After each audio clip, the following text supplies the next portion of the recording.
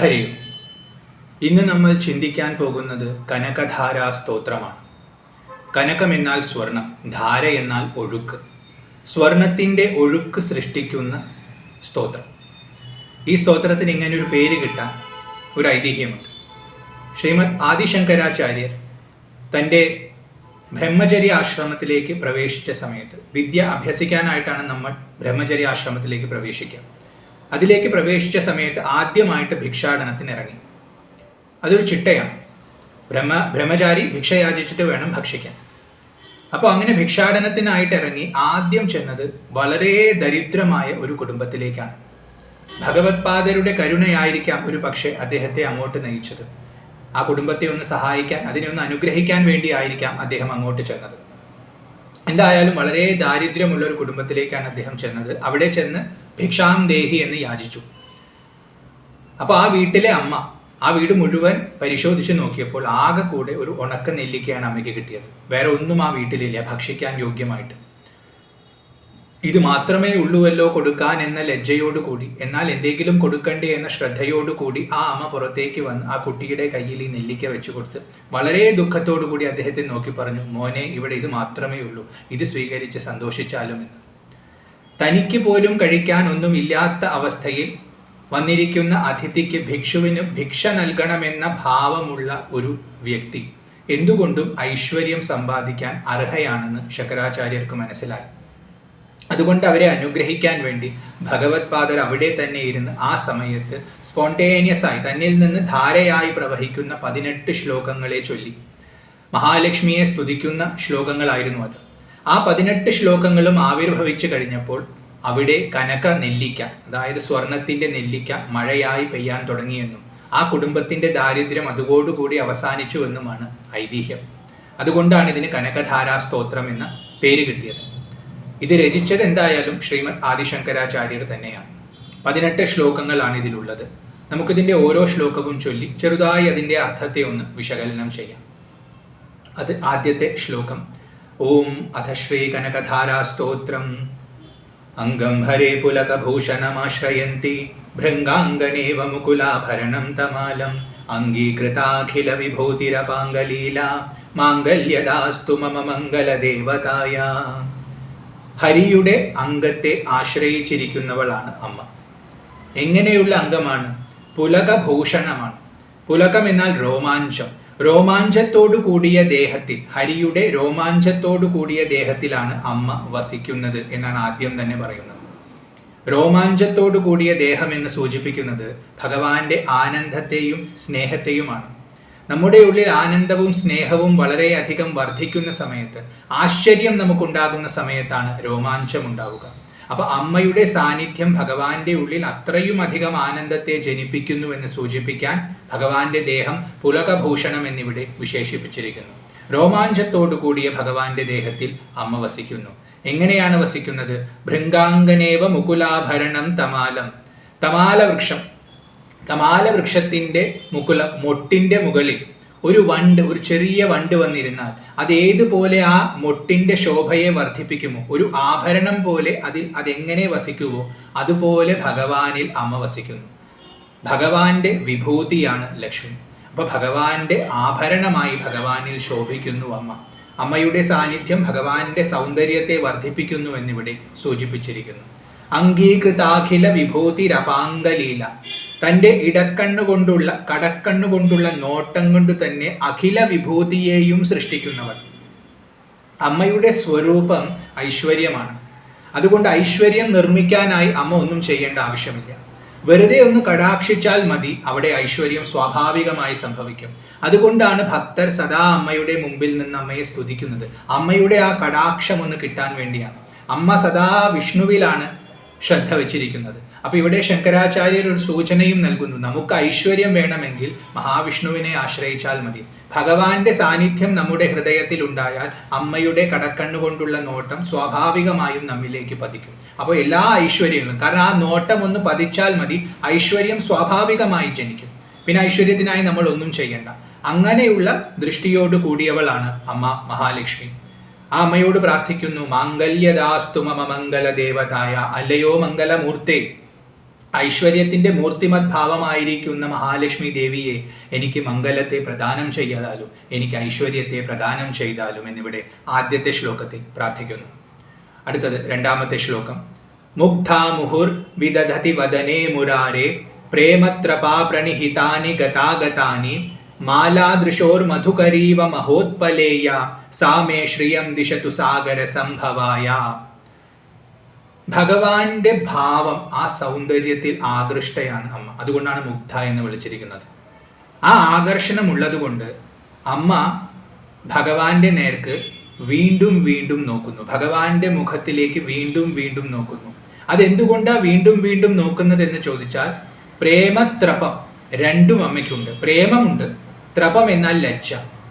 അപ്പോൾ പതിയുടെ മുഖത്തേക്ക് നോക്കുന്ന സമയത്ത് ആ പ്രേമം കൊണ്ടാണ് നോക്കുന്നത്. നോക്കുന്ന സമയത്ത് ലജ്ജ തോന്നും. ആരെങ്കിലും കാണുമോ എന്ന് വിചാരിച്ച് വീണ്ടും ആ നോട്ടം ഒന്ന് മാറ്റും. വീണ്ടും പ്രേമാധിക്യം ഉണ്ടാകുമ്പോൾ നോക്കും, വീണ്ടും മാറ്റും. ഇങ്ങനെ ഗതാഗതാനി, നോക്കുക പിന്നെ കണ്ണെടുക്കുക, നോക്കുക കണ്ണെടുക്കുക, അങ്ങനെ സദാ ഭഗവാന്റെ സൗന്ദര്യത്തിൽ ആകൃഷ്ടയായിരിക്കുന്നവളാണ് അമ്മ. അമ്മയുടെ ഈ നോട്ടം ഏതുപോലെയുണ്ടെന്ന് ചോദിച്ചാൽ ഇവിടെ പറയുന്നു, മാലാദൃശോർ മധുകരീവ മഹോത്പലേയ. ഒരു നീല നിറത്തിലുള്ള ആമ്പൽ പൂവിനെ ചുറ്റും വണ്ടുകൾ ഇങ്ങനെ സഞ്ചരിക്കുന്ന സമയത്ത് അതിനൊരു മാല ധരിച്ചതുപോലെ നമുക്ക് തോന്നും. അതുപോലെയാണ് അമ്മയുടെ നോട്ടം. അമ്മയുടെ നോട്ടം ഒരു വണ്ട് ഭഗവാനെ ചുറ്റും ഇങ്ങനെ കറങ്ങുന്ന പോലെ ഭഗവാന് ചുറ്റും ഒരു ആഭരണമായി ശോഭിക്കുന്നു എന്നിവിടെ ശങ്കരാചാര്യർ പറഞ്ഞിരിക്കുന്നു. അത്രയും പ്രേമാധിക്യമാണ് അമ്മയ്ക്ക് ഭഗവാനോട് എന്നാണ് ഇവിടെ സൂചിപ്പിക്കുന്നത്. സാമേ ശ്രിയം ദിശതു സാഗര സംഭവായ. ആ സാഗരത്തിൽ നിന്ന് ജനിച്ചവൻ. പാലാഴി മഥന സമയത്താണ് അമ്മയുടെ ആവിർഭാവം. അതുകൊണ്ടാണ് സാഗര സംഭവായ എന്ന് വിളിക്കുന്നത്. അങ്ങനെ ജനിച്ചിട്ടുള്ള അമ്മേ, എനിക്ക് ശ്രീയെ നൽകിയാലും എനിക്ക് ഐശ്വര്യത്തെ പ്രദാനം ചെയ്താലും എന്നിവിടെ ആചാര്യസ്വാമികൾ രണ്ടാമത്തെ ശ്ലോകത്തിൽ പ്രാർത്ഥിക്കുന്നു. അടുത്തത് മൂന്നാമത്തെ ശ്ലോകം. വിശ്വാമരേന്ദ്രപദ വിഭ്രമദാനദക്ഷം ആനന്ദഹേതുരധികം മുരവിദ്വിഷോപി ഈശൻ നിഷീദതു മൈക്ഷണമീക്ഷണാർത്ഥം ഇന്ദീവരോദര സഹോദരമിന്ദിരായ. അമരേന്ദ്ര പദം. അമരേന്ദ്രൻ എന്നാൽ ഇന്ദ്രൻ, ദേവേന്ദ്രൻ. അമരന്മാര് ദേവന്മാരാണ്. ആ ദേവന്മാരുടെ രാജാവായിരിക്കുന്നവൻ ഇന്ദ്രൻ. ആ അമരേന്ദ്ര പദത്തെ വെറും സങ്കല്പം കൊണ്ട് പ്രദാനം ചെയ്യാൻ സാമർഥ്യമുള്ളവൾ. സങ്കല്പിച്ചാൽ മതി, അതിനായിട്ട് ക്രിയ പോലും ചെയ്യേണ്ട ആവശ്യമില്ല. സങ്കല്പം കൊണ്ട് തന്നെ അമരേന്ദ്ര പദം വരെ നൽകാൻ, അതിലുള്ള എല്ലാ ഐശ്വര്യങ്ങളെയും നൽകാൻ, അത് ആർക്ക് വേണമെങ്കിലും നൽകാൻ. അമ്മയുടെ കടാക്ഷം ഉണ്ടായാൽ ഏതൊരാൾക്കും അമരേന്ദ്ര പദം വരെ കിട്ടുമെന്നിവിടെ സൂചിപ്പിച്ചിരിക്കുന്നു. അത്രയും സാമർഥ്യമുള്ളവളാണ് മഹാലക്ഷ്മി. ആനന്ദ ഹേതുരധികം മുരവിദ്വിഷോപി. അമ്മയുടെ സാന്നിധ്യം കൊണ്ട് മുരന്റെ ശത്രുവായിരിക്കുന്നവൻ, മുരന്റെ ശത്രു എന്ന് പറഞ്ഞാൽ മഹാവിഷ്ണു, ആ മഹാവിഷ്ണുവിന് പോലും ആനന്ദം ജനിപ്പിക്കുന്നു. വിഷ്ണുവിന്റെ സ്വരൂപം തന്നെ സച്ചിദാനന്ദമാണ്. ആ വിഷ്ണുവിന് പോലും ആനന്ദം ജനിപ്പിക്കത്തക്ക വൈഭവമുള്ളവളാണ് അമ്മ. അപ്പൊ അമ്മയുടെ സാന്നിധ്യം ഭഗവാൻ അത്രയും ആനന്ദമാണ്. അതുകൊണ്ട് തന്നെ നമ്മുടെ ജീവിതത്തിൽ വിഷ്ണുവിന്റെ സാന്നിധ്യം ഉണ്ടെങ്കിൽ ലക്ഷ്മിയുടെ സാന്നിധ്യവും ഉറപ്പായി ഉണ്ടാകുമെന്ന് നമുക്ക് ഇവിടെ നിന്ന് അനുമാനിക്കാം. അപ്പൊ വിഷ്ണുവിനെയാണ് നമ്മൾ വാസ്തവത്തിൽ ആരാധിക്കേണ്ടത്, പ്രതിഷ്ഠിക്കേണ്ടത് നമ്മുടെ ഹൃദയത്തിൽ. അങ്ങനെ ഒരു വാസം ഉണ്ടായാൽ അമ്മ അവിടെ ഉണ്ടാവും. കാരണം അമ്മയ്ക്ക് ഭഗവാനിലും ആനന്ദമുണ്ട്, ഭഗവാന് അമ്മയിലും ആനന്ദമുണ്ട്. അപ്പൊ അവർക്ക് വിട്ടുപിരിഞ്ഞിരിക്കാൻ പറ്റില്ല. അപ്പൊ ഭഗവാൻ ഉണ്ടെങ്കിൽ അമ്മയുണ്ടാകും, ഈശ്വരൻ ഉണ്ടെങ്കിൽ ഐശ്വര്യം ഉണ്ടാകും. ഈശൻ നിഷീദതു മൈക്ഷണമീക്ഷണാർത്ഥം. അമ്മയുടെ നോട്ടത്തിന്റെ ഒരു പകുതി നോട്ടം, പകുതി എന്ന് പറഞ്ഞാൽ കണ്ണ് പകുതി അടച്ചിട്ടുള്ള, നേരെ പോലെയുള്ള നോട്ടമല്ല, കണ്ണടച്ചിട്ടുള്ള ഒരു എന്താ പറയുക, വേണമോ വേണ്ടയോ എന്നുള്ള മട്ടിലുള്ള ഒരു നോട്ടമെങ്കിലും, അങ്ങനെയുള്ള ഒരു നോട്ടമെങ്കിലും എനിക്ക് ലഭിച്ചാൽ, അങ്ങനെ എനിക്ക് ഉണ്ടായാൽ, അതെങ്ങനത്തെ ഉള്ള നോട്ടമാണ്? നീലത്താമരയുടെ ശോഭ പോലത്തെ കണ്ണുകളാണ്. ആ കണ്ണുകളിൽ നിന്നും വരുന്ന നോട്ടം എനിക്ക് ലഭിക്കട്ടെ. അങ്ങനെ ലഭിച്ചാൽ എല്ലാ ഐശ്വര്യങ്ങളും, കാരണം നേരത്തെ പറഞ്ഞുവല്ലോ അമരേന്ദ്ര പദം വരെ കിട്ടും, അപ്പൊ എല്ലാ ഐശ്വര്യങ്ങളും എനിക്ക് കിട്ടും. അപ്പോൾ നീലോത്പലത്തിന്റെ ശോഭയുള്ള കണ്ണുകളിൽ നിന്നും, ആ കണ്ണിന്റെ അങ്ങനെ പകുതി അടഞ്ഞിട്ടുള്ള കണ്ണിൽ നിന്നും വരുന്ന ഈ ക്ഷണത്തെ എനിക്ക് നൽകിയാലും എന്നിവിടെ മൂന്നാമത്തെ ശ്ലോകത്തിൽ പ്രാർത്ഥിക്കുന്നു.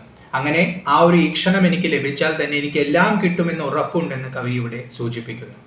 അടുത്തതായി നാലാമത്തെ ശ്ലോകം. ആമീലിതാക്ഷമധിഗമ്യ മുദാമുകുന്ദം ആനന്ദകന്ദമനിമേഷമനംഗതന്ത്രം ആകേ കരസ്ഥിത കനീനിക പക്ഷ്മനേത്രം ഭൂത്यै ഭവേൻ മമ ഭുജംഗശയാംഗനായ ആമീലിതാക്ഷമധിഗമ്യ മുദാ മുകുന്ദം. സന്തോഷത്തോടു കൂടി മുകുന്ദനെ തൻ്റെ കണ്ണിൽ ധരിച്ചിരിക്കുന്നവൾ. കണ്ണിൽ ധരിച്ചിരിക്കുക എന്ന് പറഞ്ഞാൽ സദാ മുകുന്ദനെ തന്നെ നോക്കി മുകുന്ദനെ തന്നെ ധ്യാനിച്ചിരിക്കുന്നുണ്ട് കൊണ്ട് ഭഗവാന്റെ രൂപം അമ്മയുടെ മനസ്സിൽ പതിഞ്ഞിരിക്കുന്നു. അതുകൊണ്ടാണ് അത് കണ്ണിലുണ്ടെന്ന് പറയുന്നത്. അമ്മയുടെ മനസ്സിൽ അത് പതിഞ്ഞിരിക്കുന്നു. അത്രയും ഭഗവാനിൽ ശ്രദ്ധയാണ് അമ്മയ്ക്ക് എന്നിവിടെ സൂചിപ്പിച്ചിരിക്കുന്നത്. ആ കണ്ണുകൊണ്ടുള്ള നോട്ടം ആനന്ദകന്ദമനിമേഷം അനംഗതന്ത്രം. അത് ആനന്ദപൂർണമാണ്. ആനന്ദപൂർണം എന്ന് പറഞ്ഞാൽ ആ നോട്ടം കണ്ടാൽ തന്നെ നമുക്ക് ആനന്ദമുണ്ടാകും. ആനന്ദത്തിനായി പിന്നെ നമ്മൾ ഒന്നും ചെയ്യേണ്ട, അങ്ങനത്തെ നോട്ടമാണ്. കാരണം അതിൽ മുകുന്ദൻ ഉണ്ട്. മുക്തിയെ നൽകുന്നവനാണ് മുകുന്ദൻ. മുകുന്ദനെ അനുഭവിച്ചാൽ നമുക്ക് ആനന്ദം സ്വാഭാവികമായി ഉണ്ടാകും. അമ്മ സദാ മുകുന്ദനെയാണ് ധ്യാനിച്ചു കൊണ്ടിരിക്കുന്നത്. കാരണം മുകുന്ദനിൽ നിന്ന് അന്യമായ ഒരു സ്ഥാനം അമ്മയ്ക്കില്ല. അമ്മ മുകുന്ദൻ തന്നെയാണ്. ഭഗവാന്റെ ഐശ്വര്യത്തിന് നമ്മളൊരു രൂപം കൽപ്പിച്ചാൽ അതാണ് മഹാലക്ഷ്മി. അപ്പൊ ഭഗവാനിൽ നിന്ന് വേറിട്ടായി സങ്കല്പിക്കുന്നുവെങ്കിലും വാസ്തവത്തിൽ അത് ഭഗവാൻ തന്നെയാണ്. അപ്പൊ അങ്ങനെയുള്ള ആ നോട്ടം അത് ആനന്ദപൂർണമാണ്. അത് അനംഗതന്ത്രത്തെ അത് ഒഴുക്കുന്നു. അനംഗം എന്ന് പറഞ്ഞാൽ കാമദേവന്റെ തന്ത്രം എന്ന് പറഞ്ഞാൽ ശാസ്ത്രം. അപ്പൊ കാമശാസ്ത്രത്തെ തൻ്റെ കണ്ണുകൊണ്ട് അമ്മ ഇങ്ങനെ ഒഴുക്കുന്നു, ചൊരിയുന്നു എന്ന് പറഞ്ഞാൽ ആ നോട്ടത്തിൽ നിന്നാണ് കാമദേവൻ പോലും തനിക്ക് വേണ്ടുന്ന കാര്യങ്ങൾ എങ്ങനെയെന്ന് പഠിച്ചു മനസ്സിലാക്കുന്നത്. അതായത് കാമദേവന് കാമത്തിന്റെ സ്വാധീനം ലോകത്തിൽ ചെലുത്തണമെങ്കിൽ, കാമത്തിന്റെ സ്വാധീനം ചെലുത്തുക എന്ന് പറഞ്ഞാൽ ആൾക്കാരെ ആകർഷിക്കുക എന്നുള്ളതാണ്. അപ്പൊ ആ സ്വാധീനം ചെലുത്തണമെങ്കിൽ അതെങ്ങനെ ചെയ്യണമെന്ന് കാമദേവൻ പോലും പഠിക്കുന്നത് അമ്മയുടെ കണ്ണിലെ ആ നോട്ടത്തിൽ നിന്നാണ്. അതാണ് കാമദേവന്റെ പോലും ശാസ്ത്രമായി വർത്തിക്കുന്നത് എന്നുള്ളത് കൊണ്ട് ഇവിടെ പറയുന്നു അനിമേഷമനംഗ തന്ത്രം എന്ന്. ആകേകരസ്ഥിത കനീനിക പക്ഷ്മനേത്രം ഭൂത്यै ഭവേൻ മമ ഭുജംഗ ശയാംഗനായ. അല്ലയോ ഭുജംഗത്തിൽ ശയിക്കുന്നവന്റെ പത്നിയായി ഇരിക്കുന്നവളെ. ആരാ ഭുജംഗത്തിൽ ശയിക്കുന്നത്? മഹാവിഷ്ണു. ആ മഹാവിഷ്ണുവിന്റെ പത്നിയായിരിക്കുന്നവളെ, നിന്റെ കടക്കണ്ണുകൊണ്ടുള്ള ഒരു നോട്ടം ഒരു പക്ഷി പറന്നു വരുന്ന പോലെ എൻ്റെ അടുത്തേക്ക് പറന്നു വന്നാൽ അത് എനിക്ക് എല്ലാ ഐശ്വര്യത്തെയും പ്രദാനം ചെയ്യും.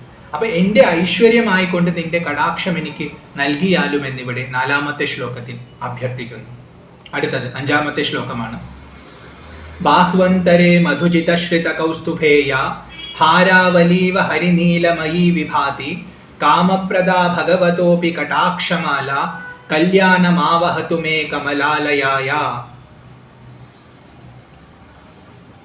ബാഹു അന്തരേ മധുജിത ശ്രിത കൗസ്തുഭേയ. മധുജിതൻ, മധുവിനെ ജയിച്ചവൻ, മധു എന്ന അസുരനെ വധിച്ചവൻ ഭഗവാൻ മഹാവിഷ്ണു. ആ മഹാവിഷ്ണുവിന്റെ 2 ബാഹുക്കൾക്കും നടുവിൽ, 2 ബാഹുക്കൾക്കും നടുവിൽ എന്ന് പറഞ്ഞാൽ വക്ഷപ്രദേശം. ഏത് വക്ഷപ്രദേശം? കൗസ്തുഭം സദാ ശോഭിക്കുന്ന, കൗസ്തുഭം ഒരു ആഭരണമാണ്. ഭഗവാന്റെ വക്ഷസ്ഥലത്ത് സദാ ശോഭിക്കുന്ന ആഭരണമാണ് കൗസ്തുഭം. അങ്ങനെയുള്ള വക്ഷസ്ഥലത്ത് ഒരു ഹരിനീലമയിയായ ഹാരാവലിയായി അമ്മ ശോഭിക്കുന്നു. ഹാരാവലി എന്ന് പറഞ്ഞാൽ മാല. എങ്ങനെയുള്ള മാലയാണ്?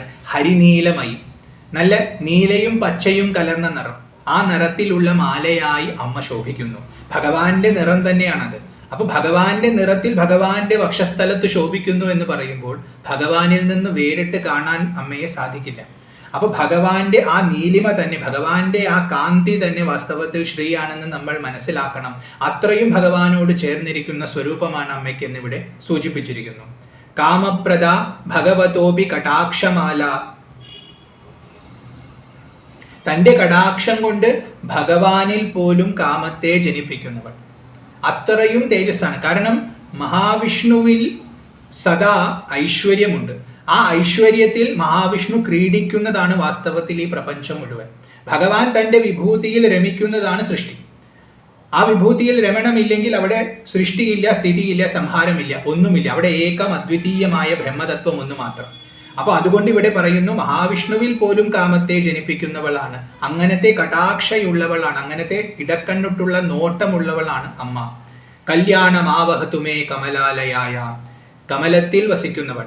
കമലം എന്നാൽ താമര. താമരയിൽ വസിക്കുന്ന മഹാലക്ഷ്മി എനിക്ക് കല്യാണത്തെ, മംഗളത്തെ, ഐശ്വര്യത്തെ പ്രദാനം ചെയ്താലുമെന്ന് ഈ 5-ാമത്തെ ശ്ലോകത്തിൽ ശങ്കരാചാര്യസ്വാമികൾ അപേക്ഷിക്കുന്നു. അടുത്തത് 6ാമത്തെ ശ്ലോകമാണ്. കാലാംബുദാലി ലലിതോരസി കൈട്ടഭാരേർ ധാരാധരേ സ്ഫുരതിയാ തടിദംഗനേവ മാതു സമസ്ത ജഗതാം മഹനീയ മൂർത്തിർ ഭദ്രാനി മേ ദിശതു ഭാർഗവനന്ദനായ.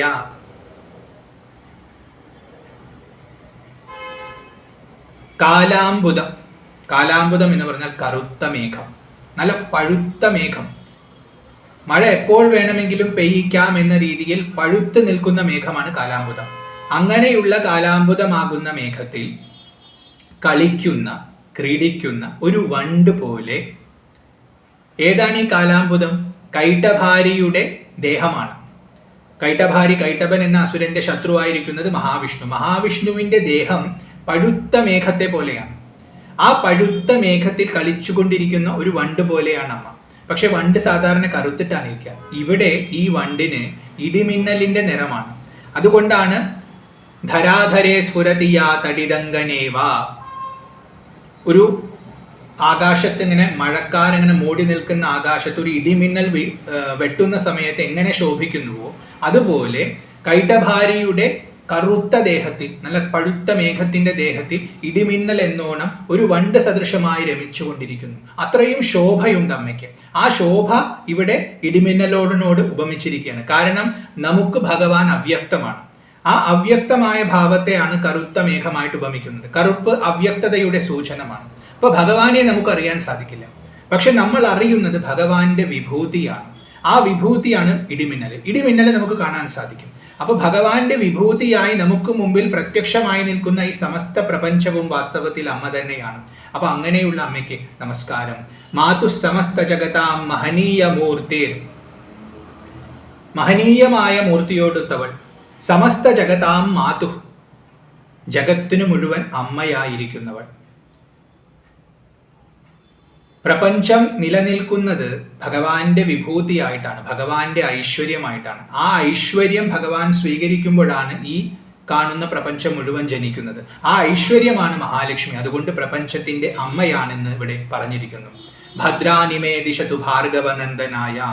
ഭാർഗവനെ ആനന്ദിപ്പിക്കുന്നവൾ എന്നാണ് ഭാർഗവനന്ദന ശബ്ദത്തിനർത്ഥം. ഭാർഗവൻ എന്നാൽ നമുക്ക് ആനയെ എടുക്കാം. ആനയെ ആനന്ദിപ്പിക്കുന്നവൾ എന്ന് പറഞ്ഞാൽ ആന പ്രതാപത്തിന്റെ പ്രതീകമാണ്. ഐശ്വര്യത്തിന്റെയും രാജകീയമായിട്ടുള്ള ആ ഒരു തേജസ്സിന്റെയും പ്രതീകമാണ്. കാരണം രാജാക്കന്മാരാണ് ആനപ്പുറത്ത് വരിക. അപ്പോൾ അങ്ങനെയുള്ള ആ രാജാക്കന്മാരുടെ ഐശ്വര്യത്തെ സന്തോഷിപ്പിക്കുന്നവൾ, അതായത് അങ്ങനെയുള്ള രാജാക്കന്മാർക്ക് ഐശ്വര്യത്തെ പ്രദാനം ചെയ്യുന്നവൾ. ലോകത്തിൽ ആർക്കെല്ലാം ഐശ്വര്യമുണ്ടോ അത് അമ്മയുടെ കടാക്ഷവും കൃപ കൊണ്ടും മാത്രമാണ് ലഭിക്കുന്നത് എന്ന് ശങ്കരാചാര്യർ ഇവിടെ ഓർമ്മപ്പെടുത്തുന്നു. അങ്ങനെയുള്ള അമ്മയോട് പ്രാർത്ഥിക്കുന്നു, ഭദ്രാനി മേ ദിശതു, എനിക്ക് ഭദ്രത്തെ നൽകിയാലും മംഗളത്തെ നൽകിയാലും ഐശ്വര്യത്തെ നൽകിയാലും. അടുത്തത് 7ാമത്തെ ശ്ലോകമാണ്. പ്രാപ്തം പദം പ്രഥമതഃ കില യത് പ്രഭാവാൻ മാംഗല്യഭാജി മധുമാധിനി മന്മഥേന മയ്യാപതേ തദിഹ മന്ഥരമീക്ഷണാർത്ഥം മന്ദാലസം ചമകരാലയ കന്യകായ. മന്മഥന് പ്രഥമ സ്ഥാനം ലഭിച്ചു. പ്രഥമ സ്ഥാനം ലഭിക്കുക എന്ന് പറഞ്ഞാൽ ഈ ലോകത്തിൽ എല്ലാവരെയും സ്വാധീനിക്കുന്ന ശക്തിയായി അഗ്രഗണ്യ ഭാവത്തിൽ ഇന്ന് മന്മഥൻ ശോഭിക്കുന്നുണ്ട്. അങ്ങനെ ശോഭിക്കുന്നത് എവിടെയാണ്? ഭഗവാനിലാണ്. കാരണം ഭഗവാനെ കണ്ടാൽ തന്നെ നമ്മളെ ആകർഷിക്കും. അതുകൊണ്ടാണ് ഭഗവാന് കൃഷ്ണൻ എന്ന പേര് വരുന്നത്. കാരണം ആകർഷിക്കുന്നവനാണ് കൃഷ്ണൻ. അപ്പോൾ ആ ആകർഷണീയതയായി ശോഭിക്കുന്നത് മന്മഥനാണെന്ന് നമുക്ക് പറയാം. മന്മഥന് ഭഗവാനിൽ അങ്ങനെ ഒരു സ്ഥാനം ആരുടെ പ്രഭാവത്താലാണോ കിട്ടിയത്? ആരുടെ പ്രഭാവത്താലാണ്? അമ്മയുടെ പ്രഭാവത്തിലാണ്. അങ്ങനെയുള്ള മാംഗല്യഭാജിയായ സ്വരൂപമാണ്. മാംഗല്യഭാജി എന്ന് പറഞ്ഞു കഴിഞ്ഞാൽ മാംഗല്യത്തെ പ്രദാനം ചെയ്യുന്നവൾ. മന്മഥന് ഏറ്റവും വലിയ ക്ഷേമം കിട്ടി. എന്താണ്? ഭഗവാനിൽ തന്നെ സ്ഥാനം കിട്ടി. ഭഗവാനിൽ ആകർഷണീയതയായി മന്മഥൻ ശോഭിക്കുന്നു. ആ സ്ഥാനം കിട്ടിയത് അത് ഏറ്റവും വലിയ മാംഗല്യമാണ്. അത് അമ്മയുടെ കരുണ കൊണ്ടാണ്. അതുകൊണ്ട് മാംഗല്യഭാജി എന്നിവിടെ വിളിക്കുന്നു. മയ്യാപതേ തദിഹ മന്മഥമീക്ഷണാർത്ഥം മന്ഥരമീക്ഷണാർത്ഥം മന്ദാലസം ചമകരാലയ കന്യകായ. മകരാലയ കന്യക. മകരാലയം സമുദ്രം. സമുദ്രത്തിൽ നിന്ന് ജനിച്ചവൾ.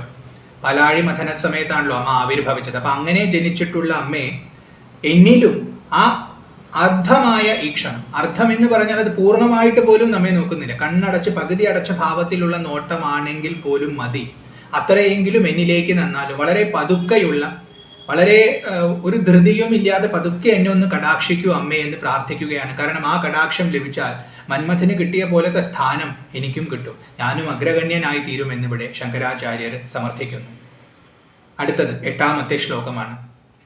ദധ്യാദയാനുപവനോ ദ്രവിണാംബുധാരാം അസ്മിൻ നികഞ്ചന വിഹംഗ ശിശൗ വിഷന്നേ ദുഷ്കർമ്മ ഘർമ്മമപനീയ ചിരായ ദൂരം നാരായണ പ്രണയിനി നയനാംബുവാഹ. ഇവിടെ കവി, അതായത് ശങ്കരാചാര്യ സ്വാമികൾ തന്നെ ഒരു വിഹംഗ ശിശുവായിട്ടാണ് ഉപമിക്കുന്നത്. വിഹംഗം എന്നാൽ പക്ഷി, പക്ഷിയുടെ ഒരു കുട്ടിയാണ്. എങ്ങനെയുള്ള കുട്ടിയാണ്?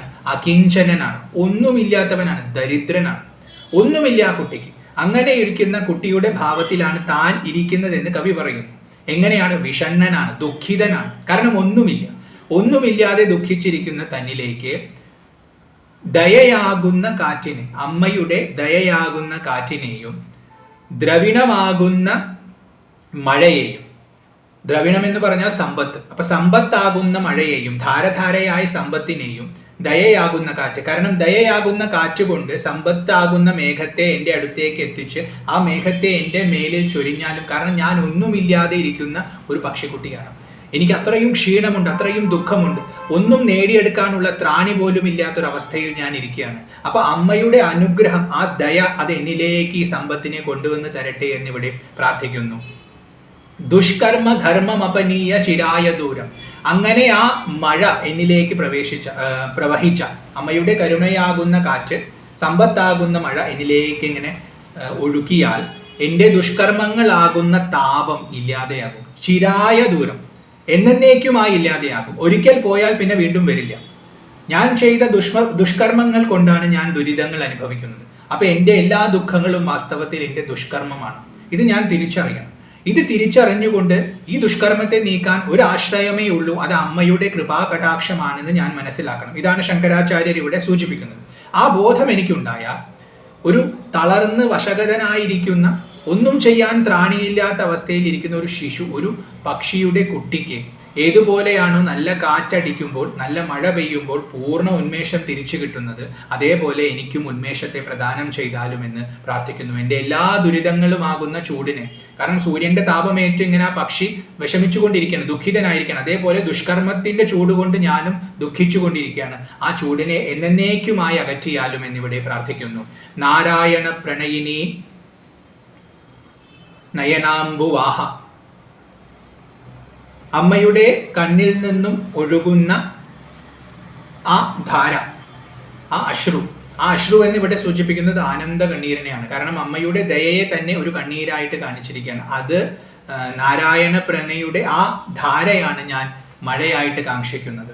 ഇവിടെ സമ്പത്താണ് മഴ എന്ന് പറയുന്നത് വാസ്തവത്തിൽ അമ്മയുടെ കണ്ണിൽ നിന്നും ചൊരിയുന്ന ദയ തന്നെയാണ്, ആ സ്നേഹം, ആ വാത്സല്യം തന്നെയാണ്. അപ്പൊ മകനോട് അമ്മ വാത്സല്യം കാണിക്കുന്ന പോലെ എന്നോട് വാത്സല്യം കാണിച്ച് എനിക്ക് എല്ലാ മംഗലത്തെയും പ്രദാനം ചെയ്താലും, എൻ്റെ ദുരിതങ്ങളെ ഇല്ലാതെയാക്കിയാലും എന്നിവിടെ 8ാമത്തെ ശ്ലോകത്തിൽ പ്രാർത്ഥിക്കുന്നു.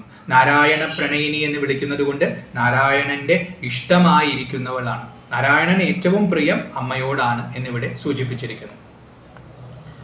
അടുത്തത് 9ാമത്തെ ശ്ലോകമാണ്.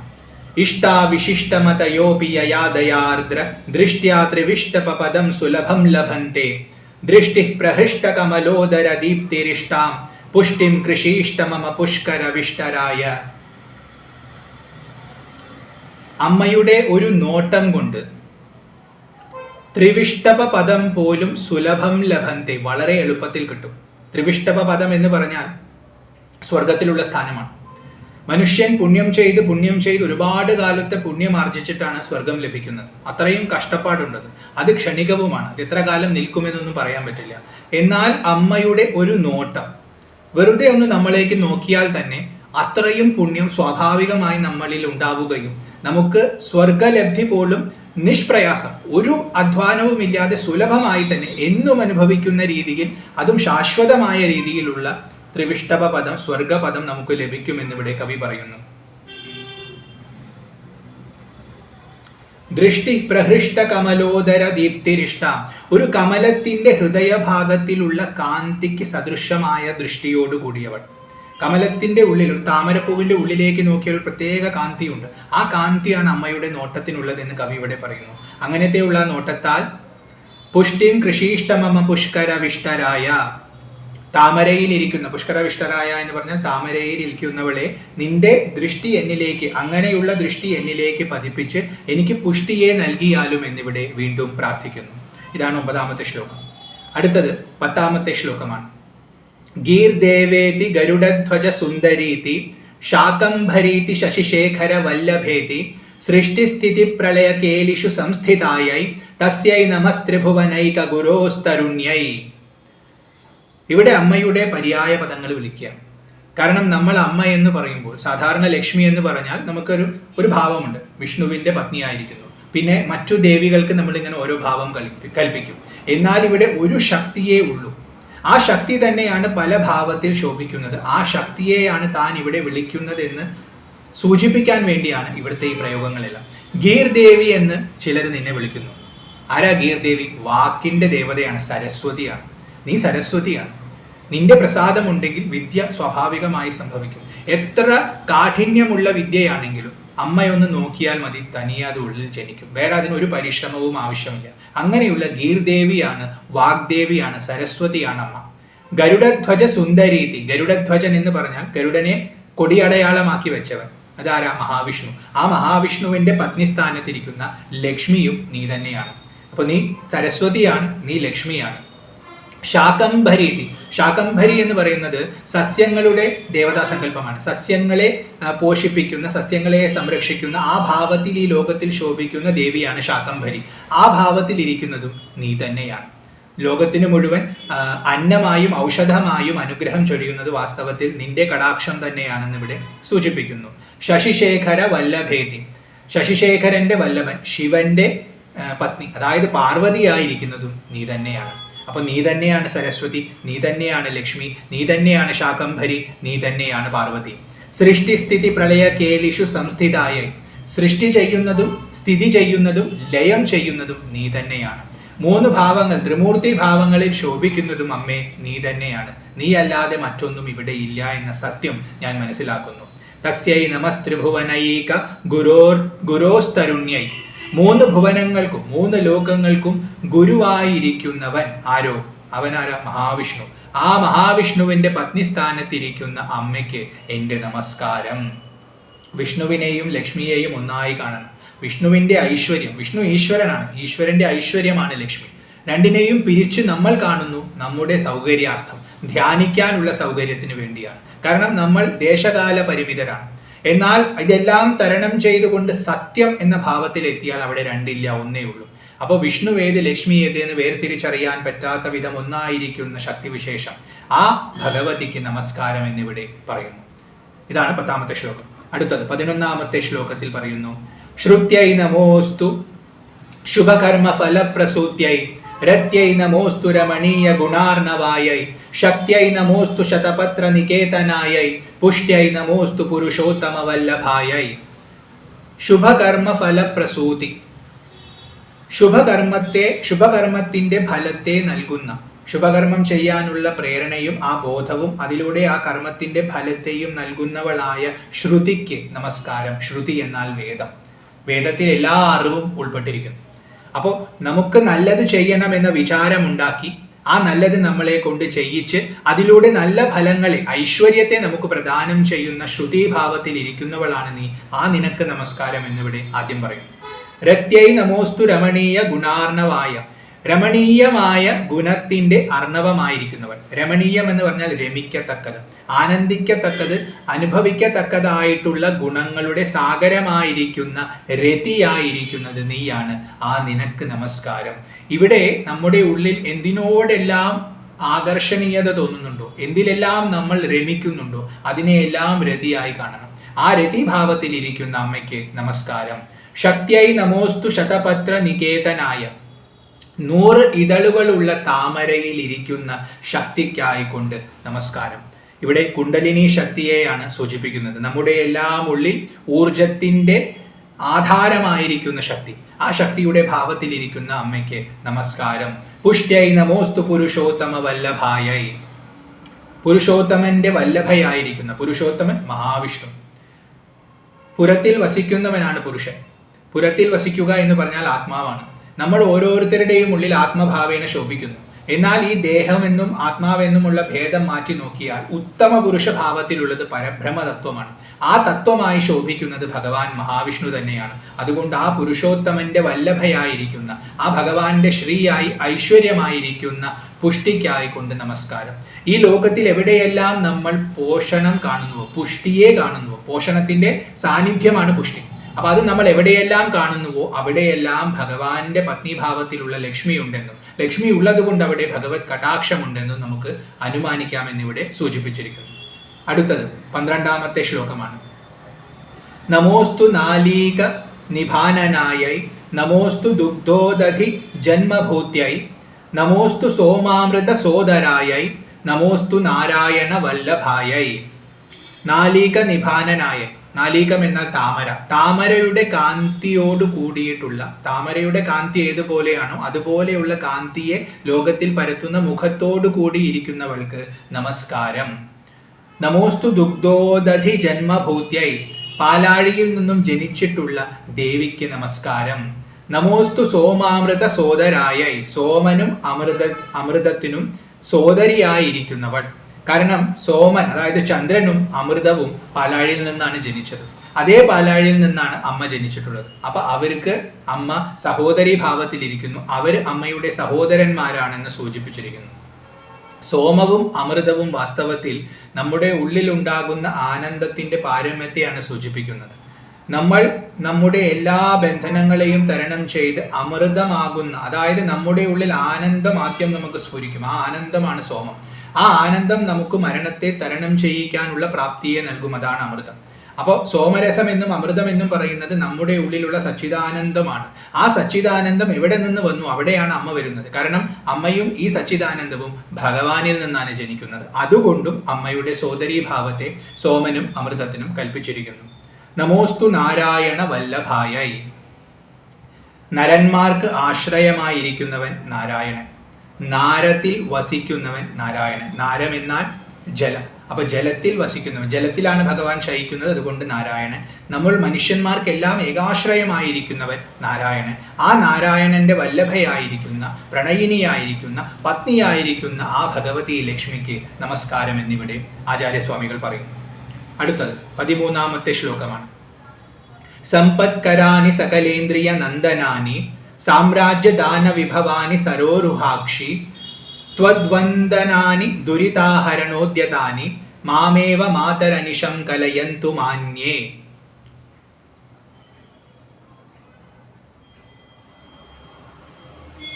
അമ്മയുടെ നോട്ടം, ആ നോട്ടത്തിനെ വിശേഷിപ്പിക്കാൻ ഇവിടെ സമ്പത്കരാണി. അമ്മയുടെ നോട്ടം സമ്പത്തിനെ ഉണ്ടാക്കുന്നതാണ്. നമുക്ക് എല്ലാ ഐശ്വര്യങ്ങളും ആ നോട്ടം കിട്ടിയാൽ കിട്ടും. സകലേന്ദ്രിയ നന്ദനാനി, എല്ലാ ഇന്ദ്രിയങ്ങളെയും ആനന്ദിപ്പിക്കുന്നതാണ്. കാരണം വിഭൂതി എന്ന് പറഞ്ഞാൽ പ്രപഞ്ചമായി തന്നെ ശോഭിക്കുകയാണ്. അപ്പൊ ഇന്ദ്രിയങ്ങളെ കൊണ്ട് പോലും നമുക്ക് അനുഭവിക്കാൻ സാധിക്കുന്ന സൗന്ദര്യം, ആനന്ദം, അത് അമ്മയുടെ വിഭൂതി തന്നെയാണ്, അമ്മയുടെ കടാക്ഷം തന്നെയാണെന്ന് നമ്മൾ മനസ്സിലാക്കണം. അപ്പൊ ലോകത്തിൽ എവിടെയെല്ലാം നമുക്ക് ആനന്ദം ലഭിക്കുന്നുവോ, നമ്മുടെ മനസ്സിനെ ആകർഷിച്ചുകൊണ്ട് നമുക്ക് സുഖത്തെ നൽകുന്നുവോ, അതെല്ലാം അമ്മയുടെ തന്നെ വിഭൂതിയാണെന്ന് മനസ്സിലാക്കി, അമ്മയുടെ കടാക്ഷമാണെന്ന് മനസ്സിലാക്കി അതിനെ ആദരിക്കാൻ പഠിക്കണമെന്ന സൂചന ഇവിടെയുണ്ട്. സാമ്രാജ്യദാന വിഭവാനി സരോരുഹാക്ഷി. അമ്മയുടെ കണ്ണ് സരോരുഹത്തെ പോലെയാണ്, താമരയുടെ ഇതള് പോലെയാണ്, നീണ്ട കണ്ണാണ്. ഒന്നിനോടും ഒട്ടലില്ലാത്ത ഭാവത്തെ സൂചിപ്പിക്കാനും താമരയോട് ഉപമിക്കും. അപ്പൊ അമ്മയ്ക്ക് ഒന്നിനോടും ഒട്ടലില്ല. അമ്മ സദാ ഭഗവാനിലാണ് വസിക്കുന്നത്, ഭഗവാനിൽ ഉറച്ചിരിക്കുന്നവളാണ്. ലോകത്തിന്റെ വിഭൂതിയായി ശോഭിക്കുമ്പോഴും അതിലൊന്നും അമ്മയ്ക്ക് ഒട്ടലില്ല, അമ്മ ആ കർമ്മത്തിലൊന്നും ബന്ധിതയല്ല എന്ന് സൂചിപ്പിക്കാനും സരോരുഹാക്ഷി എന്ന് വിളിച്ചിരിക്കുന്നു. സാമ്രാജ്യദാന വിഭവാനി, സാമ്രാജ്യത്തിന്റെ എല്ലാ വിഭവങ്ങളെയും ദാനം ചെയ്യുന്ന നോട്ടമാണ്. സാമ്രാജ്യത്വം തന്നെ നൽകുന്നവൻ. ഏറ്റവും കൂടുതൽ പ്രതാപവും ഐശ്വര്യവും ആരിലെല്ലാം കാണുന്നുവോ അവിടെയൊക്കെ അമ്മയുടെ നോട്ടം ഉണ്ടായിട്ടുണ്ടെന്ന് നമ്മൾ മനസ്സിലാക്കിയാൽ മതി. അപ്പോൾ നമുക്ക് എവിടെയല്ല, നമുക്ക് മറ്റുള്ളവരോട് ഈർഷ്യയൊക്കെ പലപ്പോഴും തോന്നുന്നത് നമ്മുടെ പരിമിതമായ ജ്ഞാനം കൊണ്ടാണ്. എന്നാൽ നമ്മൾ ഈ വിശാലമായ ജ്ഞാനത്തെ വളർത്തിയാൽ, ആർക്കെല്ലാം ഐശ്വര്യമുണ്ടോ അത് അമ്മയുടെ കടാക്ഷമാണെന്ന് മനസ്സിലാക്കിയാൽ, ഐശ്വര്യം കാണുന്നിടത്തെല്ലാം നമ്മൾ അമ്മയുടെ സാന്നിധ്യം അറിയും. അമ്മയുണ്ടെങ്കിൽ അവിടെ ഭഗവാനുമുണ്ട്. അപ്പോൾ മറ്റുള്ളവരോട് നമുക്ക് ഈർഷ്യ, അസൂയ തോന്നുന്നതിന് പകരം നമുക്ക് ആദരവ് തോന്നും. ആ ആദരവ് നമുക്ക് എല്ലാവരോടും തോന്നാൻ തുടങ്ങിയാൽ പിന്നെ ഇത് എൻ്റെ ആളല്ല എന്നുള്ള ഭേദബുദ്ധിയൊക്കെ ഇല്ലാതെയായി വസുധൈവ കുടുംബകം എന്ന ഭാവത്തിലേക്ക് ഉയരാൻ സാധിക്കും. അങ്ങനെ ഒരു ഭാവം ഉണ്ടായാൽ മഹാവിഷ്ണു സ്വാഭാവികമായും നമ്മുടെ ഹൃദയത്തിൽ തിളങ്ങും. അപ്പോൾ പിന്നെ എല്ലാ ഐശ്വര്യങ്ങളും സ്വാഭാവികമായി തന്നെ നമുക്കുണ്ടാകും. അപ്പൊ അങ്ങനെ ഒരു കാഴ്ചപ്പാട് വളർത്തണമെന്ന് സൂചിപ്പിക്കാനാണ് ഇവിടെ സാമ്രാജ്യദാന വിഭവാനി എന്ന് വിളിച്ചിരിക്കുന്നത്. ത്വദ്വന്ദനാനി ദുരിതാഹരണോദ്യതാനി, എല്ലാ ദുരിതങ്ങളെയും ഇല്ലാതെയാക്കുന്ന നിന്റെ വന്ദനങ്ങളെ. അതായത് അമ്മയെ ഞാൻ സ്തുതിക്കുന്ന സമയത്ത് അമ്മയുടെ കടാക്ഷം എന്നിലേക്ക് പതിക്കും. അപ്പൊ അമ്മയുടെ സ്തുതി അമ്മയുടെ കടാക്ഷത്തിൽ പതിക്കുന്നത് കൊണ്ട് ആ കടാക്ഷത്തിനുള്ള ഗുണങ്ങളെല്ലാം അമ്മയുടെ സ്തുതിക്ക് ഇവിടെ കൽപ്പിച്ചിരിക്കുകയാണ്. അപ്പൊ അമ്മയുടെ വന്ദനങ്ങൾ ഈ പറഞ്ഞ എല്ലാ ഗുണങ്ങളോടും കൂടിയതാണ്. അമ്മയെ വന്ദിച്ചാൽ അമ്മയുടെ കടാക്ഷം ലഭിക്കും. അങ്ങനെ ലഭിച്ചാൽ എല്ലാ ദുരിതങ്ങളും ഇല്ലാതെയാകും, സമ്പത്തുണ്ടാകും, എല്ലാ ഇന്ദ്രിയങ്ങൾക്കും ആനന്ദമുണ്ടാകും, സാമ്രാജ്യത്വം ലഭിക്കും. അതുപോലെ താമരത്തിന്റെ കണ്ണുപോലെയുള്ള ആ നോട്ടം നമുക്കും ലഭിക്കുമെന്ന സൂചനയുമുണ്ട്.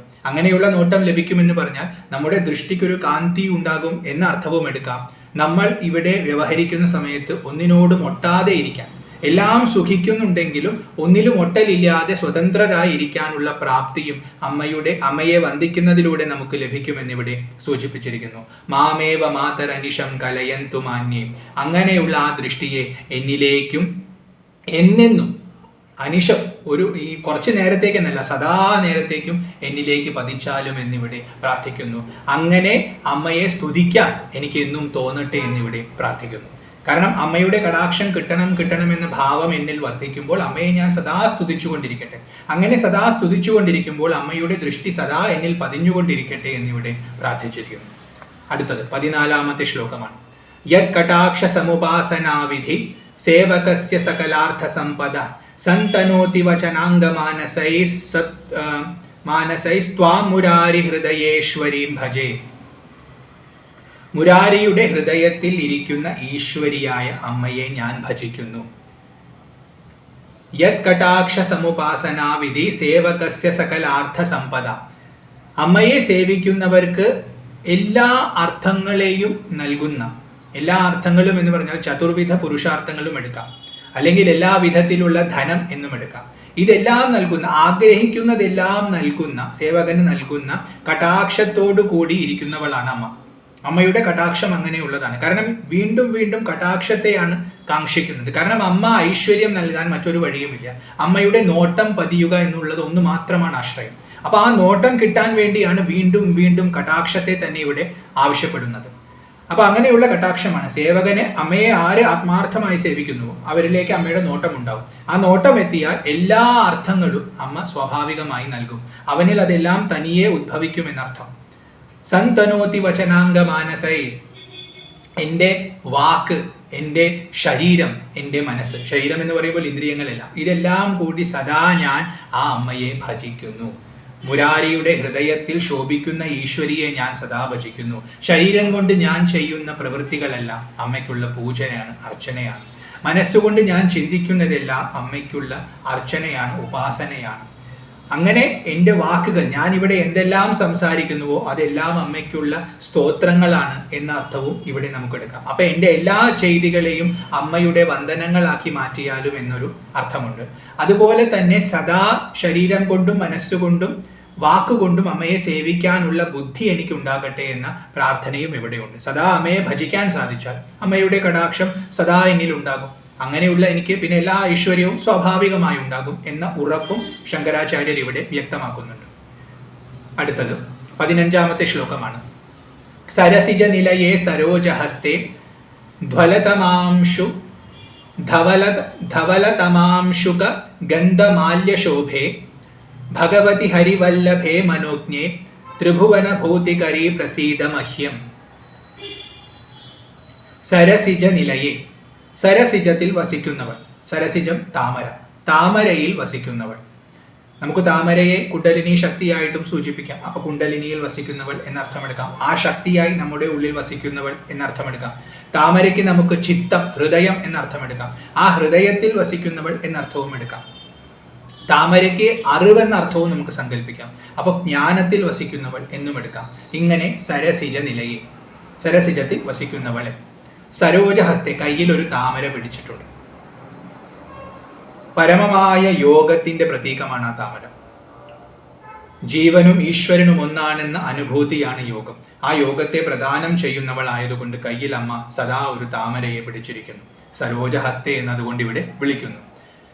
ധവല തമാംശുക ഗന്ധമാല്യ ശോഭേ, വെളുത്ത വസ്ത്രം അണിഞ്ഞവളാണ് അമ്മ. നല്ല സുഗന്ധമുള്ള ആഭരണങ്ങൾ, ഹാരങ്ങൾ അണിഞ്ഞിട്ടുള്ളവളാണ്. വെളുത്ത വസ്ത്രം പരിശുദ്ധിയെ സൂചിപ്പിക്കുന്നു. അമ്മയിൽ ഒരു കലർപ്പുമില്ല. തന്നിൽ നിന്ന് അന്യമായി എന്തെങ്കിലും ഉണ്ടെന്നുള്ള വിചാരമാണ് വാസ്തവത്തിൽ കലർപ്പ്. അതാണ് അശുദ്ധി. ആ അശുദ്ധി ഇല്ലാതെ അയാൾ പരിശുദ്ധമായി താനായി ശോഭിക്കുന്നു. ആ ഭാവത്തിൽ ഇരിക്കുന്നവളായതുകൊണ്ട് വെളുത്ത വസ്ത്രത്തിലാണ് അമ്മയുടെ ധ്യാനിക്കുന്നത്. അതുപോലെ നല്ല സുഗന്ധമുള്ള ഹാരം അണിഞ്ഞിരിക്കുന്നു. സുഗന്ധമുള്ള ഹാരം എന്ന് പറയുമ്പോൾ അമ്മയുടെ സാന്നിധ്യമുണ്ടെങ്കിൽ സദ്വാസനകൾ നമ്മിലേക്ക് തനിയെ പ്രവഹിക്കുമെന്ന് സൂചിപ്പിക്കുന്നു. സദ്വാസനകൾ എന്ന് പറഞ്ഞാൽ നല്ല വിചാരങ്ങൾ, നല്ല കർമ്മം ചെയ്യാനുള്ള ബീജങ്ങൾ നമ്മിലേക്കുണ്ടാകും. അപ്പം നല്ല കർമ്മങ്ങൾ, നല്ല വിചാരങ്ങൾ സ്വാഭാവികമായി ചെയ്യുമ്പോൾ നമുക്കതിൻ്റെ നല്ല ഫലങ്ങളും ലഭിക്കും. അങ്ങനെ നല്ല സുഗന്ധമുള്ള ഹാരത്തെ അണിഞ്ഞവളും വെളുത്ത വസ്ത്രം ധരിച്ചിരിക്കുന്നവളും താമരയിൽ ഇരിക്കുന്നവളും കയ്യിൽ ഒരു താമര പിടിച്ചിരിക്കുന്നവളുമാണ് അമ്മ. ഭഗവതിയാണ്. ഐശ്വര്യത്തിൻ്റെ മൂർത്തിമത് ഭാവമാണ്. ഭഗവാന്റെ ഐശ്വര്യമായതുകൊണ്ട് ഭഗവതി എന്നർത്ഥവും എടുക്കാം. അങ്ങനെ ഭഗവതി ആയിരിക്കുന്ന ഹരിവല്ലഭേ, ഹരിയുടെ വല്ലഭയായിരിക്കുന്ന എല്ലാവരുടെയും പാപങ്ങളെ ഹരിക്കുന്നവനാണ് ഹരി. ഭഗവാന്റെ അടുത്ത് ചെന്നാൽ പാപങ്ങൾ ഇല്ലാതെയാകും, പരിശുദ്ധമാക്കി കളയും ഭഗവാൻ. അതുകൊണ്ട് ഹരി, ആ ഹരിയുടെ വല്ലഭയായിരിക്കുന്ന അമ്മയുടെയും സ്വഭാവം അത് തന്നെയാണ്. അമ്മയുടെ അടുത്ത് ചെന്ന് ശരണം പ്രാപിച്ചാലും നമ്മുടെ എല്ലാ പാപങ്ങളും ഇല്ലാതെയാകും. എല്ലാ പാപങ്ങളും ഇല്ലാതെയായാൽ നമുക്ക് ഹരിയെ ലഭിക്കും എന്നുമുണ്ട്. അതുകൊണ്ട് ഹരിവല്ലഭയാണ് അമ്മ. മനോജ്ഞയാണ്, മനസ്സിനെ നന്നായി ആകർഷിക്കുന്ന സൗന്ദര്യത്തോടു കൂടിയവളാണ്. ഈ പ്രപഞ്ചത്തിലുള്ള എല്ലാ ആകർഷണീയതയും വാസ്തവത്തിൽ അമ്മയുടെ ഒരു അംശം മാത്രമാണ്. അപ്പോൾ അമ്മയുടെ സൗന്ദര്യം അത്രയും മനോജ്ഞമാണെന്ന് ഇവിടെ സൂചിപ്പിച്ചിരിക്കുന്നു. ത്രിഭുവന ഭൂതികരി പ്രസീദ മഹ്യം, 3 ഭുവനങ്ങളുടെയും ഐശ്വര്യത്തെ വർദ്ധിപ്പിക്കുന്നവൾ, പ്രദാനം ചെയ്യുന്നവൾ, നിലനിർത്തുന്നവളായിരിക്കുന്ന അമ്മേ പ്രസീദ മഹ്യം, എന്നിൽ പ്രസാദിച്ചാലുമെന്ന് വീണ്ടും ഇവിടെ അപേക്ഷിക്കുന്നു. അടുത്തത് 16ാമത്തെ ശ്ലോകമാണ്. ദിഗ്ധസ്തിഭി കനകകുംഭമുഖാവസൃഷ്ട സ്വർവാഹിനി വിമലചാരു ജലപ്ലുതാംഗീം പ്രാതർനമാമി ജഗതാം ജനനീമശേഷ ലോകാധിനാഥഗൃഹിണീം അമൃതാബ്ധിപുത്രീം. ദിഗ്ഹസ്തിഭി, ദിഗ്ഗജങ്ങളാൽ, കനകകുംഭമുഖാവസൃഷ്ട, കനക അതായത് സ്വർണത്തിന്റെ കുംഭങ്ങളെ, ദിഗ്ഹസ്തങ്ങള്, ദിഗ്ഗജങ്ങള്, 4 ദിക്കിലുമുള്ള ഗജങ്ങള് സ്വർണത്തിന്റെ കുംഭത്തെ തന്റെ തുമ്പിക്കൈയിൽ പൊക്കിപ്പിടിച്ചുകൊണ്ട് ആ കുംഭത്തിൽ നിന്നും സ്വർവാഹിനി വിമലചാരു ജലപ്ലുതാംഗീം, സ്വർവാഹിനി അതായത് ആകാശഗംഗയെ ആ കുംഭത്തിൽ കൊണ്ടുവന്നുകൊണ്ട് ആ കുംഭത്തെ അമ്മയിലേക്ക് ചൊരിയുകയാണ്. അപ്പൊ ആകാശഗംഗയിലൂടെ അമ്മയെ സദാ അഭിഷേകം ചെയ്തുകൊണ്ടിരിക്കുകയാണ്. പരമാനന്ദ രസമാണ് ആകാശഗംഗ. നമ്മുടെ ജീവിതത്തിലെ ആനന്ദങ്ങൾ പല തലത്തിലുണ്ട്. അതിൽ ഏറ്റവും ശ്രേഷ്ഠമായ, അതിനപ്പുറം ഒന്നുമില്ല എന്ന് പറയുന്ന ആനന്ദമാണ് പരമാനന്ദം. ആ പരമാനന്ദത്തെ ഇവിടെ ആകാശഗംഗയായി സൂചിപ്പിക്കുന്നു. ആ പരമാനന്ദത്തിൽ സദാ രമിച്ചുകൊണ്ടിരിക്കുന്നവളാണ് അമ്മ എന്ന് സൂചിപ്പിക്കാൻ ദിഗ്ഗജങ്ങള് അമ്മയെ ഇങ്ങനെ അഭിഷേകം ചെയ്തുകൊണ്ടിരിക്കുന്നു. അമ്മയുടെ പ്രതാപത്തെയും അത് സൂചിപ്പിക്കുന്നു. കാരണം വിശ്വത്തെ മുഴുവൻ ഭരിക്കുന്നവളാണെന്ന് സൂചിപ്പിക്കാനാണ് ഇവിടെ ദിഗ്ഗജങ്ങൾ പോലും അമ്മയെ സേവിക്കുന്നുവെന്ന് കാണിക്കുന്നത്. പ്രാതർനമാമി ജഗതാം ജനനീമശേഷ ലോകാധിനാഥ ഗൃഹിണീം അമൃതാബ്ധിപുത്രീം. ആ അമ്മയെ, അശേഷ ജനനിമല, എല്ലാത്തിനെയും ജനിപ്പിക്കുന്ന ആ അമ്മയെ ഞാൻ കാലത്ത് നമിക്കുന്നു. എൻ്റെ ദിനം ആരംഭിക്കുന്ന സമയത്ത് ഞാൻ ആദ്യം ഓർക്കുന്നത് അമ്മയെയാണ്. കാരണം അമ്മയുടെ അനുഗ്രഹമാണ് ഈ കാണുന്ന പ്രപഞ്ചം മുഴുവൻ എന്ന് ഞാൻ മനസ്സിലാക്കുന്നു. അതുകൊണ്ട് അമ്മയുടെ ആ ഭാവത്തിൽ, ആ ദിഗ്ഗജങ്ങളാൽ അഭിഷിക്തയായിരിക്കുന്ന, വെള്ളവസ്ത്രം ധരിച്ചിരിക്കുന്ന, താമരയിൽ ഇരിക്കുന്ന ആ ഭാവത്തിലുള്ള അമ്മയെ ഞാൻ ധ്യാനിക്കുന്നു, കാലത്ത് തന്നെ നമിക്കുന്നു എന്നിവിടെ പറയുന്നു. ലോകാധിനാഥ ഗൃഹിണിയും, ലോകത്തിന് നാഥയായിരിക്കുന്നവളുടെ കുടുംബിനിയായിരിക്കുന്നവൾ. ഭഗവാനാണ് ലോകനാഥൻ, ഭഗവാന്റെ കുടുംബമാണ് ഈ പ്രപഞ്ചം. ആ പ്രപഞ്ചത്തെ പാലിക്കുന്നവളായതുകൊണ്ട് ലോകാധിനാഥ ഗൃഹിണീം എന്ന് വിളിച്ചിരിക്കുന്നു. അമൃതാബ്ധിപുത്രി, അമൃതസാഗരത്തിൽ നിന്നും ജനിച്ചവൾ. അമൃതസാഗരം നമുക്കറിയാം, പാലാഴി മഥനത്തിൽ ജനിച്ചവൾ എന്നും പരമാനന്ദത്തിൽ ശോഭിക്കുന്നതെന്തോ അത് എന്നർത്ഥത്തിൽ. കാരണം പരമാനന്ദത്തിൽ ശോഭിക്കുന്നതാണ് ലക്ഷ്മി, പരമാനന്ദത്തിന്റെ ശോഭയാണ് ലക്ഷ്മി എന്ന് പറയാം. അതുകൊണ്ട് അമൃതാബ്ധിപുത്രിയും എന്നിവിടെ വിളിച്ചിരിക്കുന്നു. അങ്ങനെയുള്ള അമ്മയെ ഞാൻ പ്രാതകാലത്തിൽ നമിക്കുന്നു എന്നിവിടെ ആദിശങ്കരാചാര്യർ പറയുന്നു. അടുത്തത് 17ാമത്തെ ശ്ലോകമാണ്. കമലേ കമലാക്ഷവല്ലഭേ ത്വം കരുണാപൂരതരംഗിതൈരപാംഗൈ അവലോകയ മാമകിഞ്ചനാനാം പ്രഥമം പാത്രം അകൃത്രിമം ദയായ. അകൃത്രിമമായ ദയ, അകൃത്രിമം എന്ന് പറഞ്ഞാൽ നാച്ചുറൽ ആയിട്ടുള്ള, സ്വാഭാവികമായിട്ടുള്ള ദയ. ഞാൻ എന്തെങ്കിലുമൊക്കെ കാണിച്ചു കൂട്ടി ആ ദയയെ സമ്പാദിക്കാതെ അതിനുള്ള അർഹത എനിക്കുണ്ടെന്ന് വരുമ്പോൾ, അതിനുള്ള അർഹത അമ്മ എനിക്ക് ഉണ്ടാക്കി തരുമ്പോൾ സ്വാഭാവികമായി അമ്മയിൽ നിന്നും ആ ദയ എന്നിലേക്ക് ഒഴുകും. അങ്ങനെയുള്ള ദയയെ എനിക്ക് തന്നാലും അതിനുള്ള പാത്രമാക്കി, പ്രഥമ പാത്രമാക്കി, ആദ്യത്തെ പാത്രമാക്കി എന്നെ മാറ്റിയാലുമെന്ന്. അതായത് എൻ്റെ പല കുഴപ്പങ്ങളെ കൊണ്ടാണ് ഞാൻ അകിഞ്ചനായിട്ടുള്ളത്. ഇവിടെ മാം അകിഞ്ചനാനാം എന്ന് പറയുന്നുണ്ട്. അകിഞ്ചനൻ എന്ന് പറഞ്ഞാൽ ഒന്നുമില്ലാത്തവൻ. രുക്മിണിയോട് കലഹിച്ചിത്ത അധ്യായ സമയത്ത് ഭഗവാൻ പറയുന്നുണ്ട്, അകിഞ്ചനന്മാരുടെ വിത്തമാണ് ഞാൻ, അകിഞ്ചന വിത്തനാണ്. അതായത് എനിക്ക് ഒരു വിത്തവും ഇല്ല എന്ന അർത്ഥവും വന്നു, ഒന്നുമില്ലാത്തവർക്ക് വിത്തമായിരിക്കുന്നവൻ എന്ന അർത്ഥവും വന്നു. അങ്ങനെയുള്ളവനാണ് ഭഗവാൻ. അപ്പോൾ അകിഞ്ചനാണ് ഞാൻ, എനിക്ക് ഒന്നുമില്ല, എനിക്ക് ആശ്രയം അമ്മ മാത്രമേ ഉള്ളൂ. അതുകൊണ്ടാണ് ഞാൻ അമ്മയെ വിളിക്കുന്നത്. അപ്പൊ അമ്മയുടെ ദയ എനിക്കുണ്ടായാൽ എനിക്ക് എല്ലാം ഉണ്ടാവും എന്നറിയാം. അപ്പോൾ എൻ്റെ ദാരിദ്ര്യം ഇല്ലാതെ ആകണമെങ്കിൽ അമ്മയുടെ ദയ എന്നിൽ സ്വാഭാവികമായി ഉണ്ടാവണം. അതിന് എന്തെല്ലാം യോഗ്യത വേണമോ അത് എന്നിൽ ഉണ്ടാക്കി തന്നാലും എന്നാണ് ഇവിടെ പ്രാർത്ഥിക്കുന്നത്. അതുകൊണ്ട് എന്നെ നോക്കിയാലും എന്നെ കടാക്ഷിച്ചാലും അമ്മയെ വിളിക്കുന്നത് കമലേ എന്നാണ്. കമല എന്നുള്ളത് അമ്മയുടെ ഒരു നാമമാണ്. താമര എന്ന ഭാവത്തിൽ ശോഭിക്കുന്നവൾ എന്ന് നമുക്ക് സങ്കല്പിക്കാം. വിശ്വത്തിന് മുഴുവൻ സ്രഷ്ടാവ് പോലും ഇരിക്കുന്നത് ആ താമരയിലാണ്. ആ താമര വിരിഞ്ഞിട്ടുള്ളത് ഭഗവാന്റെ നാഭിയിൽ നിന്നാണ്. അപ്പൊ ഭഗവാന്റെ വിഭൂതിയുടെ ആധാരമായിരിക്കുന്നവൾ എന്നുള്ളത് കൊണ്ട് കമല എന്ന് അമ്മയെ വിളിച്ചിരിക്കുന്നു. കമലാക്ഷ വല്ലഭേ, കമലാക്ഷൻ മഹാവിഷ്ണു, കമലത്തിന്റെ സമാനമായ നയനമുള്ളവനാണ് കമലാക്ഷൻ. ആ കമലാക്ഷന്റെ പത്നിഭാവത്തിൽ ഇരിക്കുന്നവളായതുകൊണ്ട് കമലാക്ഷ വല്ലഭേ ത്വം കരുണാപൂര തരംഗിതൈരപാംഗൈ. കരുണ നിറഞ്ഞിരിക്കുന്ന ഇടക്കണ്ണുകൊണ്ടുള്ള നോട്ടത്താൽ എന്നെ ഒന്ന് നോക്കിയാലും എന്നിവിടെ പ്രാർത്ഥിക്കുന്നു. അങ്ങനെ നോക്കിയാൽ ഞാൻ അമ്മയുടെ അകൃത്രിമമായ ദയയ്ക്കുള്ള പ്രഥമ പാത്രമായി ഭവിക്കുമെന്നും അങ്ങനെ ഒന്നുമില്ലാത്ത ഞാൻ എല്ലാം ഉള്ളവനായി ഭവിക്കുമെന്ന് എനിക്ക് ഉറപ്പുണ്ടെന്ന് ശങ്കരാചാര്യർ പറയുന്നു. അപ്പോൾ ഒന്നുമില്ലെന്ന് പറഞ്ഞ് ദുഃഖിക്കുന്ന എല്ലാ ആൾക്കാർക്കുമുള്ള ഭഗവത്പാദരുടെ ഉപദേശമാണിത്. അമ്മയുടെ ദയയെ സമ്പാദിച്ചാലും അതിനമ്മയെ ഭജിച്ചാൽ മാത്രം മതി. ഒരു കാപഠ്യവുമില്ലാതെ നൈസർഗികമായി അമ്മയെ ശരണമടയുക. തൻ്റെ ഉള്ളിൽ ഒന്ന് വെച്ച് പുറത്തേക്കൊന്ന് കാണിക്കുന്ന അഭിനയമാണ് കാപഠ്യം. അങ്ങനെയുള്ള കാപഠ്യം അമ്മയുടെ അടുത്ത് കാണിക്കാൻ പാടില്ല. കാരണം അകത്തുള്ളവളാണ്. അപ്പൊ അകത്ത് എന്താണെന്ന് നന്നായി മനസ്സിലാക്കും. ദ്വന്ദ്വഭാവത്തിൽ അമ്മയെ സമീപിച്ചാൽ ഒരിക്കലും അമ്മയുടെ അനുഗ്രഹം ഉണ്ടാവില്ല. പല അസുരന്മാർക്കും ഐശ്വര്യം നഷ്ടമാകുന്നത് അവരുടെ ഈ ദ്വന്ദ്വഭാവം ഉള്ളത് കൊണ്ടാണ്, അകത്തൊന്നും പുറത്തൊന്നും. അപ്പൊ നമ്മൾ അമ്മയെ സമീപിക്കുമ്പോൾ എങ്ങനെയാണോ ആ ഉള്ള് അങ്ങനെ തന്നെ കാണിച്ച് സമീപിക്കണം. നമ്മളിൽ ന്യൂനതകൾ ഉണ്ടെങ്കിൽ പോലും ആ ന്യൂനതയെ അങ്ങനെ തന്നെ അമ്മയുടെ മുമ്പിൽ വെക്കണം. ഞാൻ ഇങ്ങനെയാണ് അമ്മ, എന്നെ നന്നാക്കിയാലും എന്ന പ്രാർത്ഥനയോടുകൂടി എന്താണോ ശ്രേഷ്ഠമെന്ന് അമ്മയ്ക്ക് തോന്നുന്നത് അത് ചെയ്താലും എന്ന രീതിയിൽ അമ്മയിൽ ശരണം പ്രാപിക്കുന്നതാണ് ഉത്തമമായ ശരണാഗതി. ഭക്തൻ ചെയ്യേണ്ടത് അതാണ്. അങ്ങനെ ഒരു ശരണാഗതി ഉണ്ടായാൽ ചെയ്യേണ്ടത് എന്തോ എന്ന് അമ്മ തന്നെ നോക്കി വ്യക്തമായി ചെയ്യും.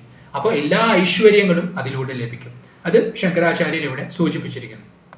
അടുത്തത് അവസാനത്തെ ശ്ലോകമാണ്, 18ാമത്തെ ശ്ലോകമാണ്.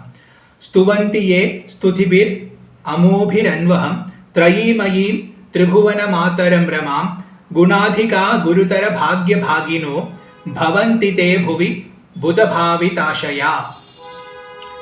ആരാണോ അമ്മയെ ഈ സ്തുതി കൊണ്ട് ദിവസവും സ്തുതിക്കുന്നത്? എങ്ങനെയുള്ള അമ്മയെ? ത്രയീമയീം. ത്രയീമയീം എന്ന് പറഞ്ഞാൽ വേദസ്വരൂപത്തിൽ ഇരിക്കുന്നവർ. 3 ഭാവത്തിലാണ് വേദം പ്രകാശിച്ചത്. അതുകൊണ്ട് ത്രയീ വിദ്യ എന്ന് വേദങ്ങളെ വിളിക്കും. ആ 3 ഭാവത്തിൽ വസിക്കുന്നവളായതുകൊണ്ട് ത്രയീമയീം എന്ന് പറയാം. 3 ഗുണങ്ങളായി ശോഭിക്കുന്നവൾ എന്ന അർത്ഥവും ഇവിടെ എടുക്കാം.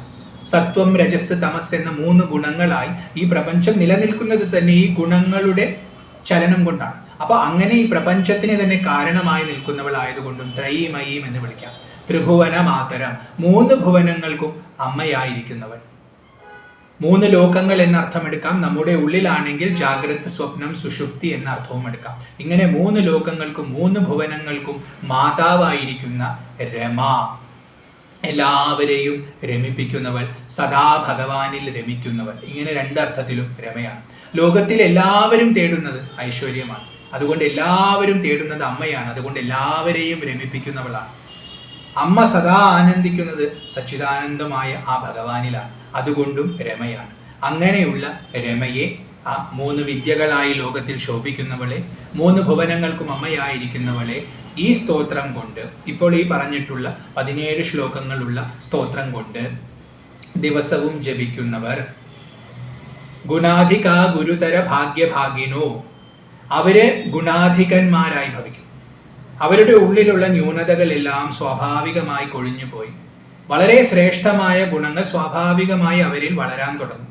ഗുരുതര ഭാഗ്യഭാഗിനോ, വളരെ, ഗുരു എന്ന് പറഞ്ഞാൽ തന്നെ വലുത്, ഗുരുതരം എന്ന് പറഞ്ഞാൽ ഏറ്റവും വലുത്, അത്രയും, അതായത് സാധാരണ നമ്മൾ സങ്കല്പിക്കുന്ന വലുപ്പത്തേക്കാൾ വലുപ്പത്തിലുള്ള ഭാഗ്യത്തെ അനുഭവിക്കുന്നവരായി അവർ ഭവിക്കും. അവർക്ക് ഗുണമുണ്ടായാൽ ഭാഗ്യം സ്വാഭാവികമായി ഉണ്ടാകും.